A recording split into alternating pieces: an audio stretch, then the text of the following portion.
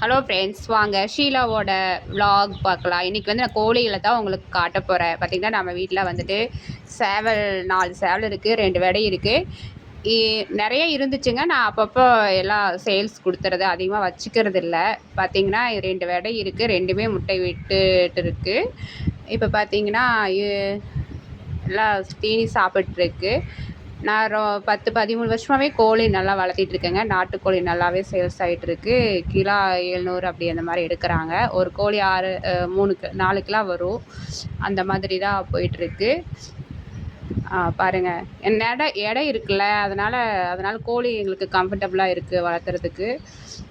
பார்த்திங்கன்னா நம்ம வீட்டை விட்டு வெளியே போகாது, வீட்டுக்குள்ளேயே தான் இருக்குங்க. ஆனால் இதை வச்சு நான் நிறைய வீடியோ போட்டிருக்கேன், பாருங்கள். ஷார்ட்ஸ் அப்பப்போ அப்லோட் பண்ணியிருக்கேன். கண்டிப்பாக நமக்கு சப்போர்ட் பண்ணுங்கள், சரியா? எப்படி இருக்குன்னு சொல்லுங்கள், சரியா? பார்த்துட்டு எப்படி இருக்குன்னு சொல்லுங்கள். சேவல்லாம் பார்த்திங்கன்னா பெருசாக இருக்கும். பார்த்திங்கன்னா இந்த கோழிக்கு வந்து இப்போ தான் ஃபஸ்ட் டைம் முட்டை வைக்குது. இது வந்து நிறையா டைம் வந்து ஒரு முட்டை வச்சு குஞ்சு பொரிக்குங்க. அதுக்கப்புறம் நம்ம சேல்ஸுக்கு கொடுத்துர்லாம். பார்த்திங்கன்னா கண்டிப்பாக சேவல் வீட்டில் இருக்கணும். நாங்கள் வந்துட்டு சமைச்சு சாப்பிட்டதில்லை. கோழி வளர்த்துறதோட சரி, கோழி அடித்து சாப்பிட்டதே கிடையாது. 10-13 வருஷம் ஆகுது. நல்லா வளர்த்துறோமா, நம்ம கூடவே இருக்குது. அதனால் நம்மளுக்கு சாப்பிட மனசே வர்றதில்லைங்க.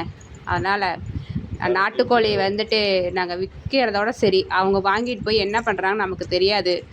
அதனால் வந்துட்டு செத்தாலுமே நாங்கள் சாப்பிட மாட்டோம். அதுவே இறந்தாலும் கூட அதை சாப்பிட்றதில்ல. மற்றவங்களுக்கு தான் கொடுப்பேன், நாங்கள் சாப்பிட மாட்டோம். ஆனால் அந்தளவுக்கு கோழிங்கெல்லாம் இறந்ததில்லை. புரட்டாசி மாதம் மட்டும் சில கோழிகள் இறந்துருச்சு. அதுக்கு நோய் வந்துச்சு, இறந்துச்சு. ஆனால் நாங்கள் சாப்பிடல. எல்லாத்தையும் வாங்கிக்குவாங்கங்க. தேங்க்யூ. சப்ஸ்கிரைப் பண்ணுங்கள்.